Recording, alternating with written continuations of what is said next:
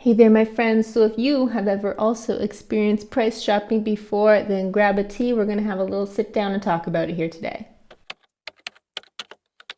Hey there, my name's Allison. For those of you who don't know me, I'm a violinist. I book a lot of gigs and I make these videos because I know that there are a lot of musicians out there who feel alone and sometimes a tad lost on their journey as a performance musician, and I do not want you to be one of them. So if you'd like to journey along together, then please consider hitting that subscribe button and let's carry on here. Okay, now let's start the conversation by discussing why this price dropping phenomenon even happens to begin with, and then we can start to look at what we can do about it. So to help with the demonstration, I have my trusty little clipboard right here, so let's dive in.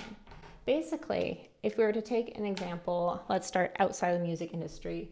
Say that someone wants to sell an Apple for X amount of dollars, but everyone else in the industry is selling the same apples for less. What we have right here is a commodity problem. When there's no differentiation between what the products are that are being sold, naturally the market is going to tend towards the lower price item, and then naturally the only thing we can compete on is price.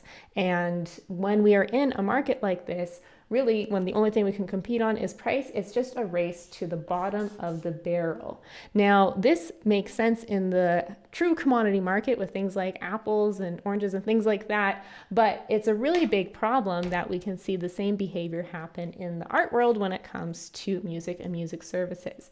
Now you can understand for yourself if you're experiencing this out of place commodity problem in your music world, in your art world, if you ever have the thoughts running through your head of, oh, such so-and-so and they charge so much, therefore I have to charge so much. Whenever you hear this dialogue happening in your head, that means that you've automatically positioned yourself as a commodity where the only thing you can compete on is price. So how can we ourselves as musicians get our mindset out of this commodity price shopping game and then in return see that reflected in our realities? Okay, now since we understand what the commodity problem is and why we want to stay away from this type of situation atmosphere as a musician, now we can talk about what to actually do about it. How do we make sure that we're not viewing ourselves as a commodity, and most importantly, that our potential clients are not viewing us as a commodity as well, and that we can actually communicate our unique value accurately, because we all know that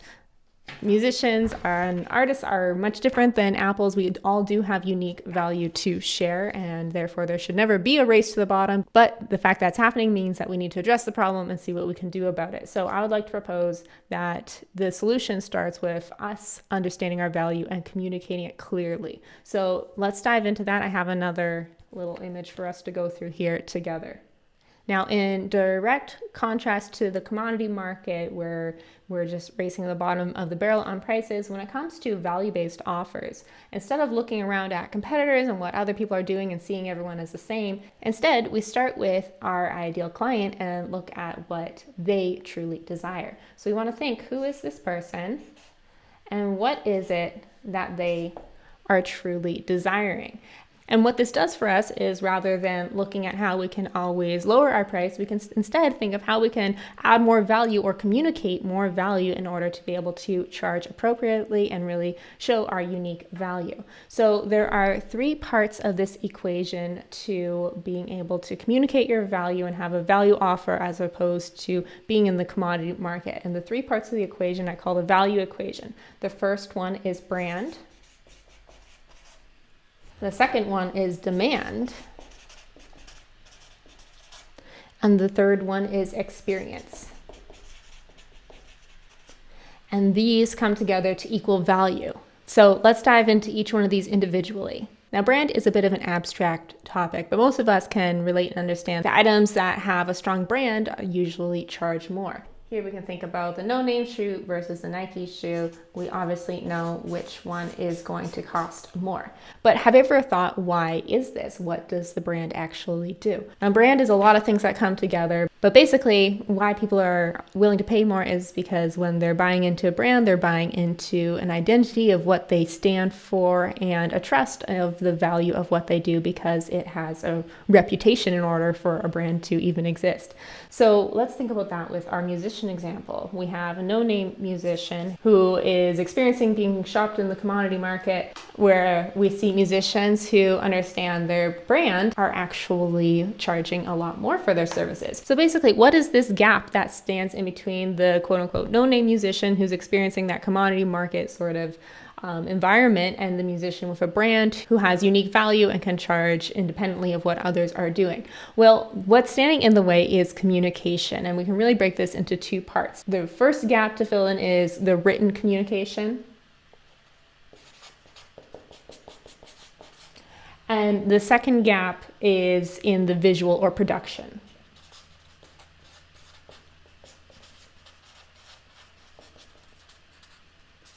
And we all can imagine the usefulness of just high quality photos and videos and what this does to really showcase the value of someone. As you go along your journey filling in this gap, I wouldn't think of filling this gap as being a one and done activity. No one starts out with this amazing communication to showcase their true value. It's always a progress, and we can always level up and continue to improve how we're communicating our value as we continue to increase our skill level in these areas. But do understand that as you continue to evolve and grow in these areas of communicating your value, both written and in the visual production side of things, this fills in that gap for your brand to be actually recognized in order for your reputation to grow and for your value to be able to increase as a result. Now let's talk about the demand part of the equation.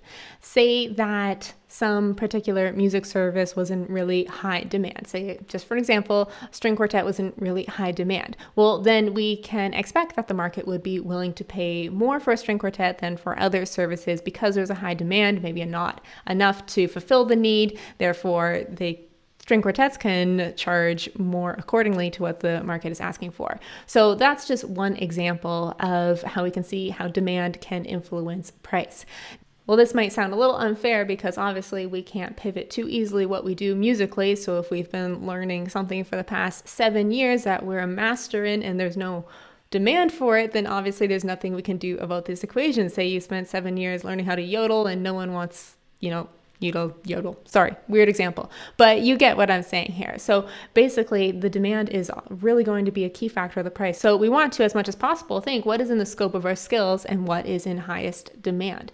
With that said, I have a little trick here again on my clipboard that I can share with you to help anyone hack into the demand part of their value equation.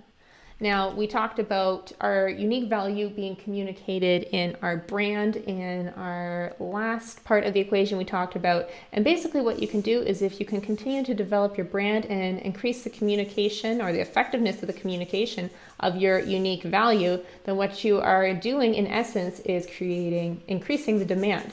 Because then again, there is no one like you. If we can communicate that well, then we can correspondingly increase the demand because you are irreplaceable. Let's move into the final part of our value equation, and this is experience. And no, I am not talking about your experience as a musician. Musicians who have been playing longer cannot necessarily be demanding higher rates than musicians who just started.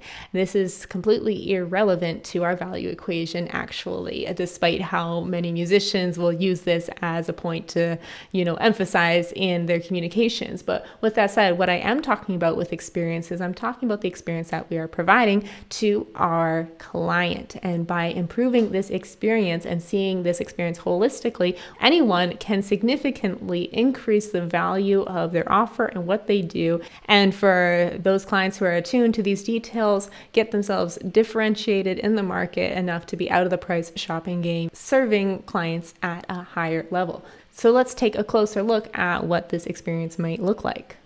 So again, from the position of our ideal client, maybe it started with them seeing great content of yours and them already having value given to them in the form of your music, long before they even inquire. The clients who are fans before they're clients are always the best clients. Now moving on, they've already had an incredible experience becoming a fan of yours.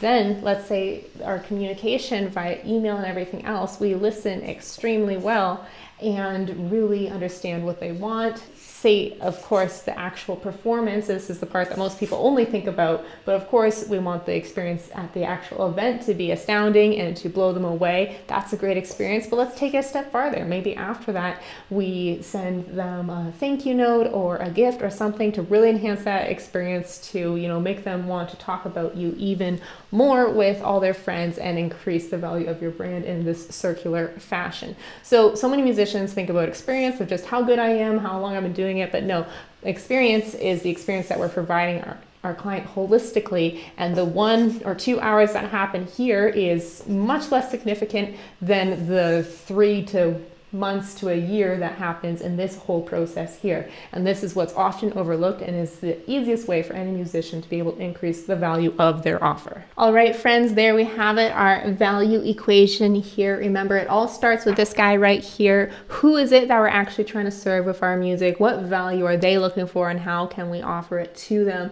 Again, thinking about these 3 different dimensions here of how we can communicate our value better through our brand presentation, both in the visual and written formats of communication. How can we leverage the demand we have on our offer, continue to show our unique value, and hopefully tweak our offer to make sure we're offering something that is in high demand and that there's a market for. And then experience. How are we spoiling our clients when we do get them? Because I can tell you, if you're just charging barely what you want for a gig, you're not going to over deliver and really make that circular effect of pleasing people to the extent that they're going to be raving about you and continue to tell people about your work. So that's our value equation. I hope it helps you all in your journey as musicians, getting out of that commodity sort of market and really focusing on the right things. So let me know what you thought. Which part of the value equation are you going to focus on first? Let me know in the comments below. And of course, leave any other comments or questions. I would absolutely love to hear them, what your thoughts are. And yeah, like, subscribe. It's been fun hanging out. I'm looking forward to doing it again next week. Have a lovely day, and we'll talk soon.